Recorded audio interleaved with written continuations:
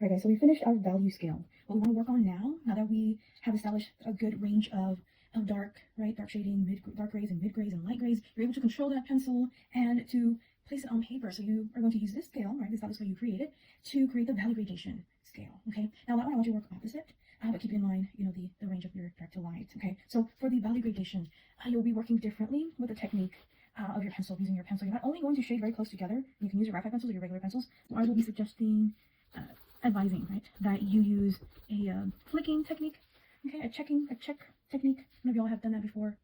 You create a check mark, right? And when we create that, go ahead and do that on your page before you start. Create a check mark, right? And you lift. It's dark, and when you lift that pencil, the line actually gets thinner. Okay, so that's the same way we are going to create and fill in the value gradation. Okay, so we're gonna start off with the darkest area. So for that, which pencil do we need to use? For the darkest and soft lead, the 6B, right? So I'm going to start with my 6B. And you see how I'm shading? I'm going to shade from dark to light, so we want to shade towards the lighter area. So we can write that down here.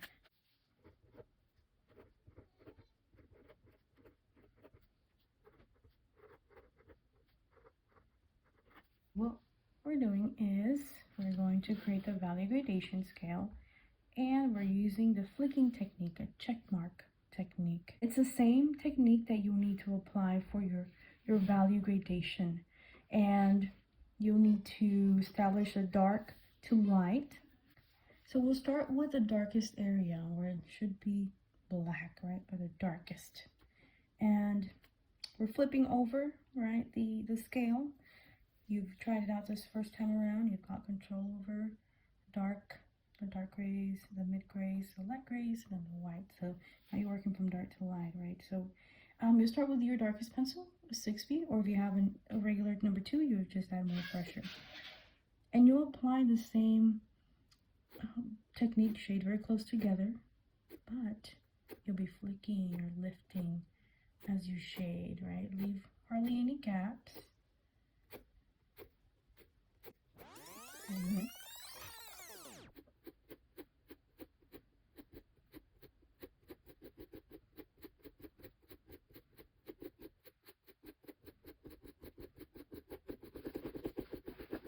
Now, why are we using this technique? Well, this value gradation, we want to create a smooth transition, okay, a smooth transition. That means you won't be able to tell the chunks, right, like the sections that the value scale has. The value gradation is a smooth transition from dark to light. So more layers on this end, and I'll continue lifting because it won't get dark on the first try. Even if you were to apply pressure and push your pencil and stab your page, it will not get dark the first time around. That's why you have to be gentle. You push in a little more than usual, but it works with layering, okay? Once I've done that with my 6B, I'm moving on to the dark gray, right, that we have next to the darkest square. Let me zoom out here. So we're going to the dark gray, and for that we need our 4B pencil, and you start shading halfway from where you were shading before.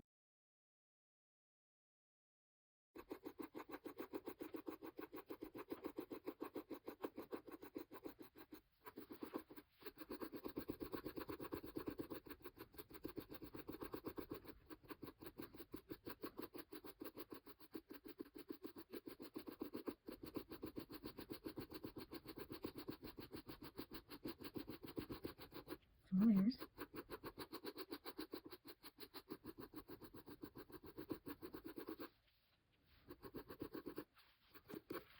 And then I'm going to move from my 4B to my 2B or B, right? You can use 2B and B if you like.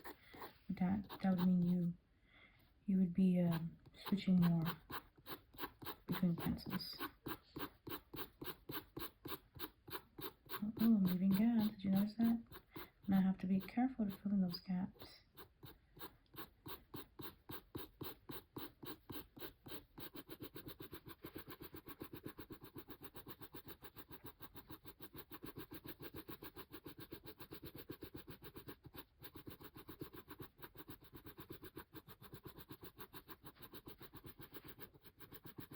And if you do have small gaps, very small ones, again, try and go into that little area and fill them in. When you polish, and I'll show you how to polish using your H pencil at the end, you can actually kind of fill those in as well and make them blend in so they're not so visible. And just a little more pressure, like it's too light still, it could be darker.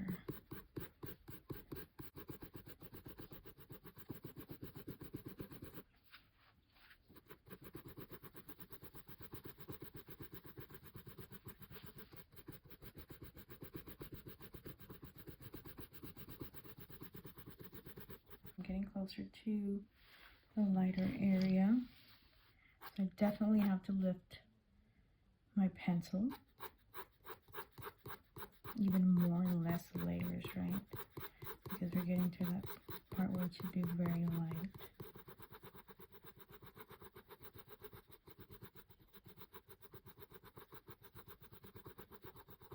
Now for this area where you get really close to the white, I like to just switch onto the H pencil. As you can see here, it's already transitioning a little. And I've noticed this right here, you can see kind of that there's a separation between that. I'm going to add another layer to this section here.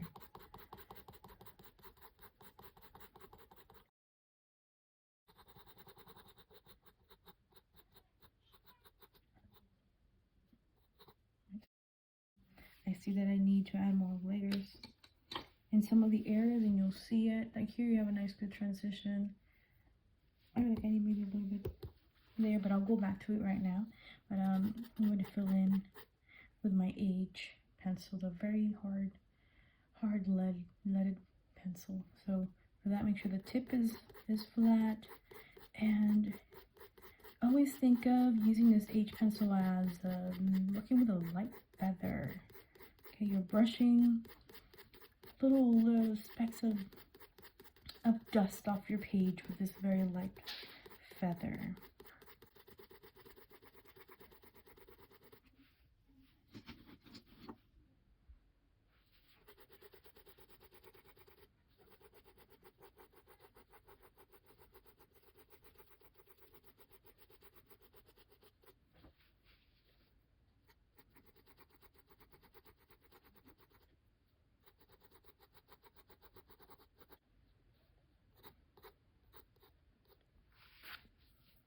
So it's a nice smooth transition. Again, you don't want to see those hard lines that you see at the top. I do feel, however, that I need a little more in that section. I'm going to use my 4B to fill that in and add more layer here.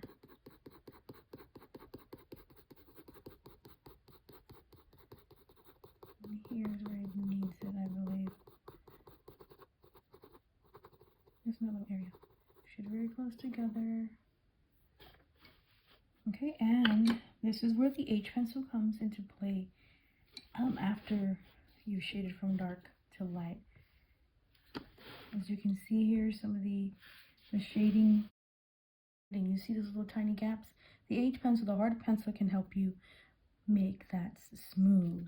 Okay, it's smoother than the transition you created with dark to light, right? It's a smooth transition. It's not in chunks.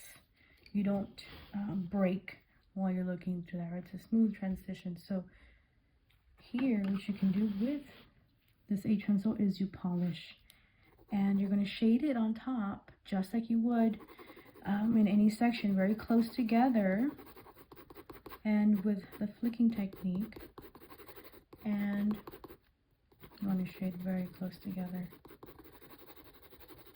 And you'll see that when you flatten the graphite on the paper with the hard lead, it will make your work smoother and look more professional. Professional just this technique on their work. That's when you see it. When you see their work in pencil and you wonder, it looks very realistic. How do they do it? Well, they apply the gradients, and then they're very careful on how they apply the graphite in layers. And then at the end, they polish and make sure that they make the lid on that surface smooth. Okay, but don't stab your paper. When you place your paper sideways, you shouldn't see any dents. You see how mine is just the lead on there? And by dents, I mean don't have, let's say you stab your paper here. If you look at it, you see how I stabbed it and I see those lines? You should not see that. So don't stab your paper. Just smoothly glaze it on top. Glaze it. Think of donuts. Or you want people to stab your donut with the tool they use to pour the glaze over it, right? You want it to be smoothly applied. So then you can also use the flicking technique. You could take it slow, brushing it a little bit because I'm showing you the video and I don't want you to watch a 30-minute video of me doing this, right? Which should have taken 30 minutes, but you know what I mean. Alright guys, so I want you all to try this out on your sketchbook. And I'm flicking, I'm also lifting it because as we get closer to the lighter area, we also want to shade lighter with, even though we're using a graphite pencil, an H pencil, I'm sorry. Right.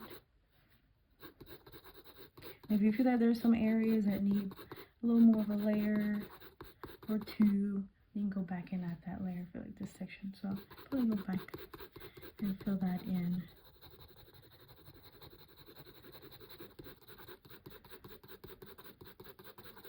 So when you glaze it, the tone of gray that you had will get slightly darker, okay, and that's normal and that's okay. So when you start working on actual pieces, always keep that in mind. When I glaze it, it's going to turn lighter, and darker tone gray, okay? So again, you want to make it smoother, nice smooth transition from dark to light using your regular pencil or your graphite pencils. If you can get a hold of some graphite pencils, that would be great. If you can't, great drawings have been made with just a regular pencil too. So don't let that hold you back. If you can only get a hold of a regular pencil, that is fine. Again, it'll just take up more layers, okay? And that would be the only difference. Okay, so go ahead and view the image of the sketchbook page, and I want you to replicate it in yours. And if you leave room at the bottom, leave it if you can, but if you mess up and you want to try again below, you can as well, right? But later we'll be practicing on applying this technique to create the illusion of forms like spheres, cones, and those type of forms. Okay, so try it out and have fun. We're learning and it takes practice. You get better.